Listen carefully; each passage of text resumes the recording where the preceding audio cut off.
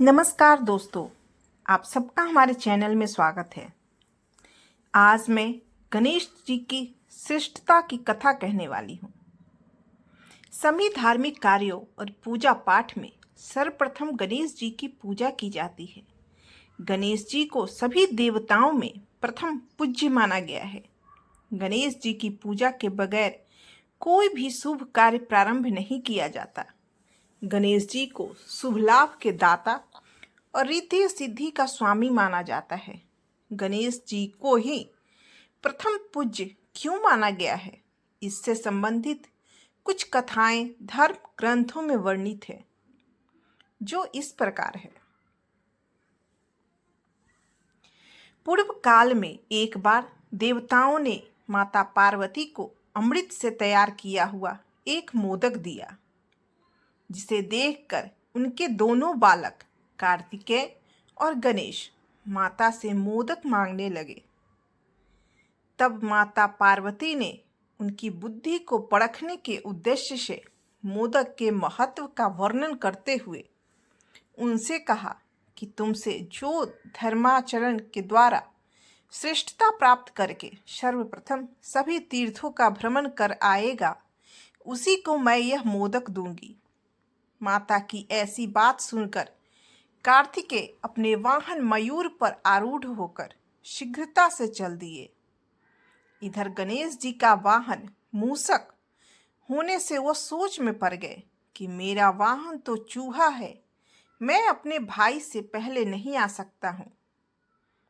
तब गणेश जी ने श्रद्धापूर्वक अपने माता पिता की परिक्रमा करके उनके सामने हाथ जोड़कर खड़े हो गए।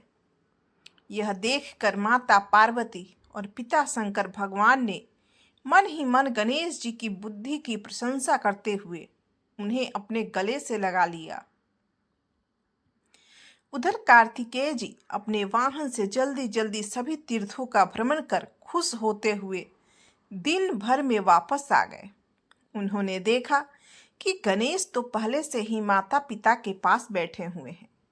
तब कार्तिकेय जी ने अपने माता पिता से गणेश जी के पहले आने के संबंध में पूछा, तो माता पार्वती ने उन्हें समझाते हुए कहा कि समस्त तीर्थों में किया हुआ स्नान, संपूर्ण देवताओं को किया हुआ प्रणाम, सब यज्ञों का किया हुआ अनुष्ठान तथा सभी प्रकार के व्रत, मंत्र, योग और संयम का पालन, ये सभी साधन माता पिता के पूजन के 16वें अंश के बराबर भी नहीं हो सकते।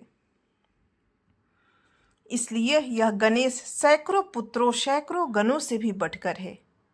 इसलिए यह मोदक मैं गणेश को ही अर्पण करती हूँ तथा माता पिता की भक्ति के कारण ही इसकी प्रत्येक यज्ञ में सबसे पहले पूजा होगी। और इस प्रकार तभी से प्रत्येक धार्मिक अनुष्ठान में गणेश जी को सर्वप्रथम पूजा जाता है।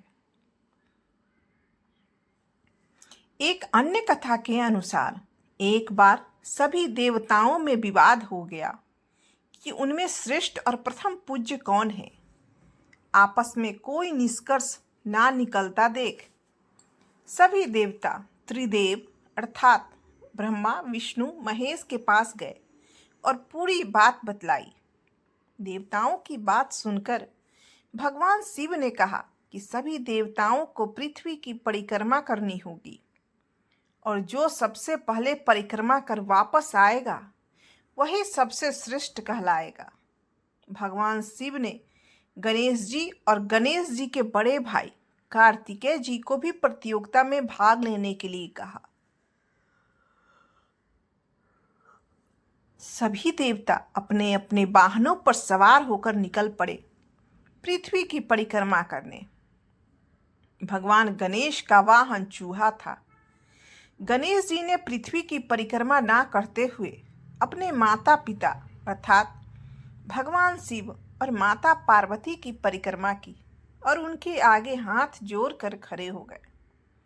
इधर सभी देवता पृथ्वी की परिक्रमा कर लौटे और देखते हैं गणेश जी ने पृथ्वी की परिक्रमा ना करके अपने माता पिता की परिक्रमा की है। ब्रह्मा जी ने गणेश जी को प्रतियोगिता का विजय घोषित किया।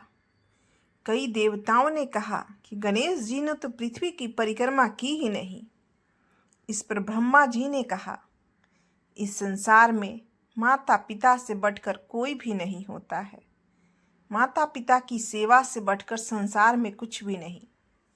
गणेश ने माता पिता की परिक्रमा कर पृथ्वी की परिक्रमा से अधिक पुण्य फल प्राप्त किया है और अपनी बुद्धि और अपनी पितृभक्ति का परिचय दिया है। गणेश ही सभी देवों में श्रेष्ठ होने के योग्य है। ब्रह्मा जी की बात सुनकर सभी देवताओं ने गणेश जी पर पुष्पों की वर्षा कर उन्हें प्रथम पूज्य के रूप में स्वीकार किया। तभी से सभी देवताओं में गणेश जी को श्रेष्ठ मानकर हर पूजा पाठ में सबसे पहले गणेश जी की पूजा की जाती है और गणेश जी की पूजा के बिना कोई भी धार्मिक कार्य पूर्ण नहीं माने जाते हैं।